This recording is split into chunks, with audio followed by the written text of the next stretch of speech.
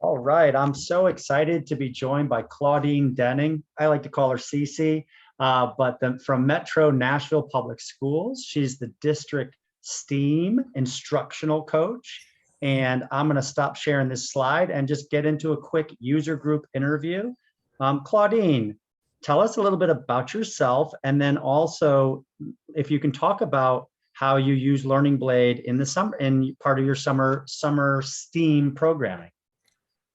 Well, a little something about me is I am a district lead STEAM coach for Metro Nashville Public Schools. And we actually continue to operate working with the 84,000 students within our district. Specializing in science and STEAM, bringing the enjoyment of careers and career focuses to the classroom and to the students. And something that you said something This else. past summer, you guys, Oh, you implemented Learning Blade into as one of the elements of your STEAM program. Can you talk hello. about that? So, okay, this summer, the coolest thing was we wanted to make sure as the students were doing activities that they had a career focus. Learning Blade obviously helped us to be able to utilize that resource for grades 6 through 8. And so what we did is every Monday they worked it with a career connection. They were able to log into Learning Blade and had over 5,000 touch points for student success and engagement. And when we went back and did focus groups with the teachers, the students enjoyed being able to have that career focus, and they appreciated having a platform to be able to operate with it. Awesome. And so obviously, I think everyone knows this, but maybe you can talk about it a little bit, how COVID and learning loss affected so many students, and then why, this extended learning time in the summer is so critical for your students, particularly the STEAM stuff, right?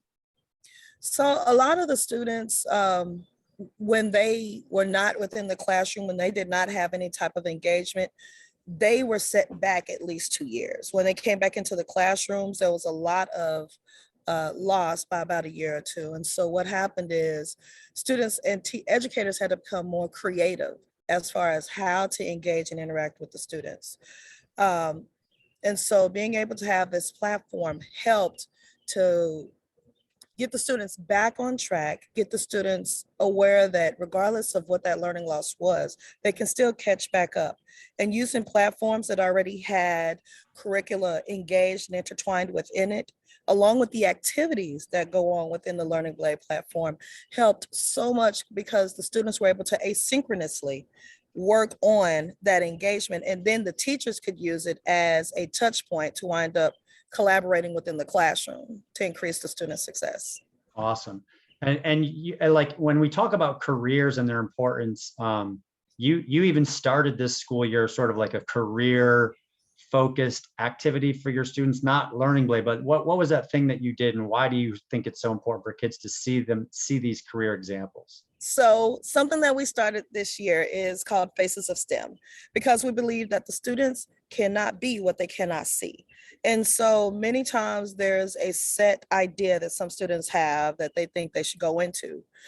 Faces of STEM has allowed us to use to expose and introduce students to different career fronts.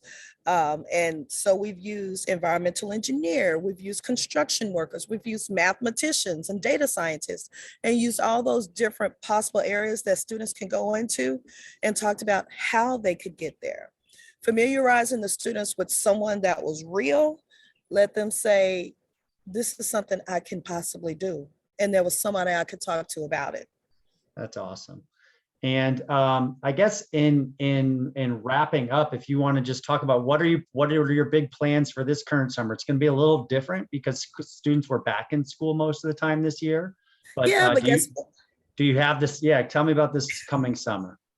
So yes, it is a little bit different, but it's the same because the coolest thing is because we got such positive feedback with the way that we set up the STEM curricula this past year, we have decided to replicate it this year. So we're still going to have the Learning Blade as our career connections, along with some engaging activities for those 20 days that the students are doing the Promising Summer Scholars. They're going to go into the buildings.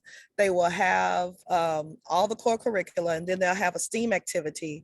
And within that STEAM activity, each week they're going to be exposed to a different curriculum. And I'm using Learning Blade for that. Thank you. That is great. And actually, this in the state of Tennessee, a lot of the COVID relief funds, one of the mandates was that students had opportunities for summer STEAM enhancement, enrichment.